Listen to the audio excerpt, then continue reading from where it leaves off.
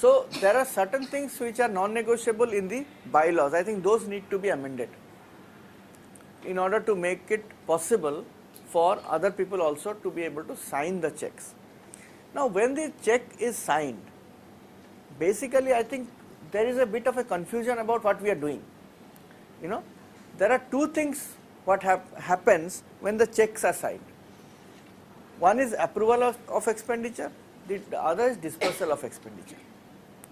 When the expenditure is approved and the payment is disbursed. So normally what happens, both happen together. The voucher comes, the approval happens, and signature for the disbursal also happens. Now in an organization, it is not necessary that the treasurer has to sign the checks all the time. It could be as part of the procedures, what kind of payments the treasurer should approve, what kind of payments should be approved at various levels, and so on can be decided. Now after the payments are approved, it's only a question of disbursement. So the persons, there could be two people who sign the checks, then they only see that the payment has been approved and they just sign the checks as a disbursement. So if we segregate these two responsibilities, then it will make our life much more easier.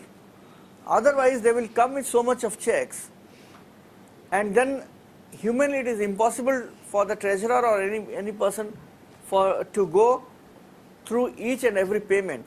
And this whole question of this 4 eyes principle, where one person's work is checked by another, is a complete failure, right? So therefore we need to be innovative about it. There are organizations where there are single signatories also. Up to 20,000, if the regular expenditure, the CEO is empowered to sign. Beyond 20,000, there will be another person. So there can be various ways in which this whole signatory thing can be organized. But if we have a double signatory, if we say that we will keep one signature, which means basically we are reducing the double signature to a single signature basis. That was not the intent. Therefore yesterday when we talked about the policies, what we said is that make policies in such a way that you can implement those policies. Because this is a policy, maybe your treasurer lives in Gujarat and your office is here, and so how can you expect him to come once a week or once in 2-3 days and sign here? So that becomes a problem. So therefore the policies have to be in such a way that it can be implemented, and such kind of abuse of the policy should be avoided. In an exceptional situation, in some organization, once in a year one check is something that one can look at, but it cannot be a practice that every time there is one signature kept signed, right? Okay. Can I just add to that? At our place, we have a very large institute where there are 7 sections within the main section.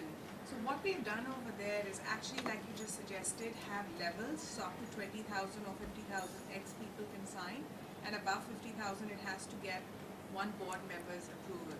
But what we recently put into place is that it doesn't matter if the treasurer is traveling, because he's one of those 3 signatures, but at the end of the month he gets a statement of all payments made, so that he's always on top of it and can never say, as a treasurer I wasn't aware. So that's a very important and a very good input. You see, the treasurer should have oversight. In a governance, if we do a governance workshop, we say the board has to have the oversight. Now how the treasurer will have oversight unless you have certain MIS systems within the organization to appraise the treasurer?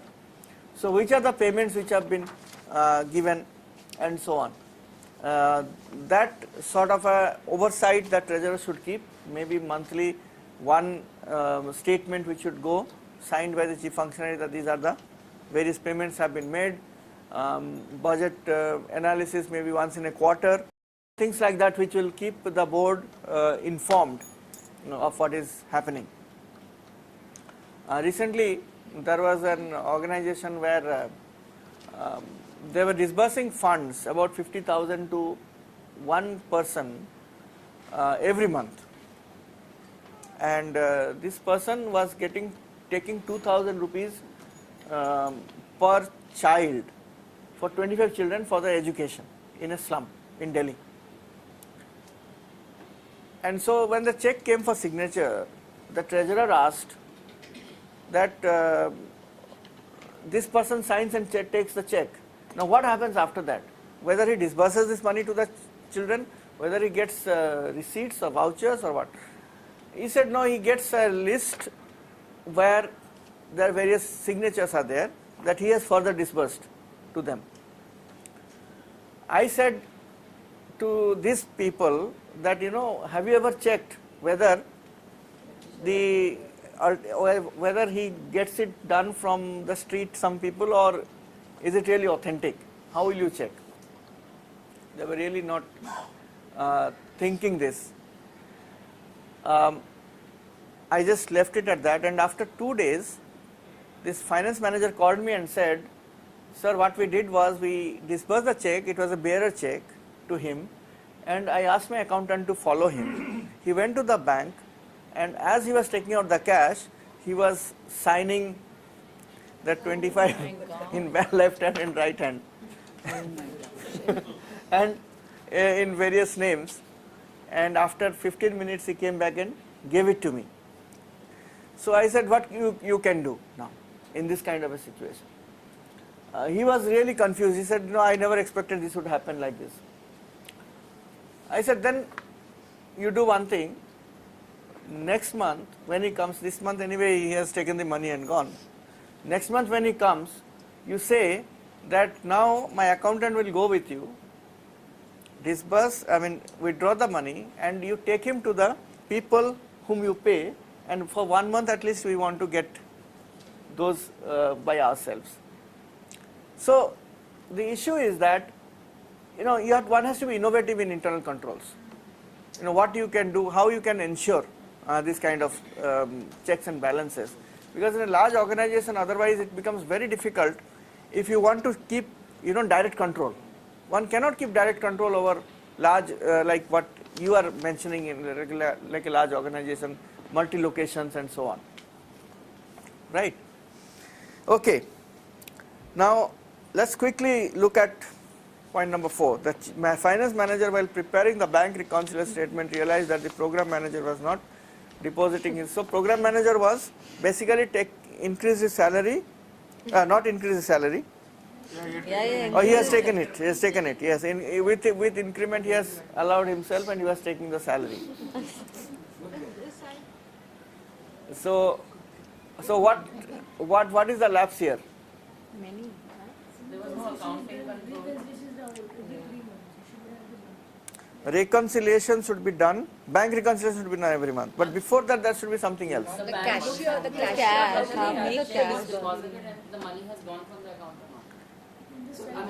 When you go up, No, that is bank part. But there is another very important part, cash part. Incoming cash control. Incoming cash control. You see, one very important control is trail. Yesterday I was talking about accounting trail. What was accounting trail? That whatever has happened should happen subsequently and not going backwards and changing something. Now, in a cash trail, what should happen is that, suppose your organization also gets some income out of sale of, let's say, handicrafts of community, or you get some cash in sale of publications and so on. Now this is a very important control. The moment cash comes in, it should not enter the cash box and then disbursed for other. The moment the cash comes in, it should go to the bank and get deposited. Then you withdraw and spend, so that the trail is clear. The moment the cash will enter your cash box, it will lose its significance, identity. And then if you want to have a trail, it will become very difficult. So somebody will say, oh, I had given it to him and he did not put there, and there will be a lot of confusion around. So cash control is very important. So cash has to be deposited into the organization first, and the organization has to deposit it in the bank so that the trail is clear, right? What happens if the money comes into your cash account? It's entered in the cash ledger, where you give deposit for running day-to-day costs. Yes. You add that money which has come from self-help group on that particular day. No, that's what I'm saying. So once it comes as a good practice, it should not go into, yeah. It should directly be first deposited in the bank. So just to keep the trail. Yeah.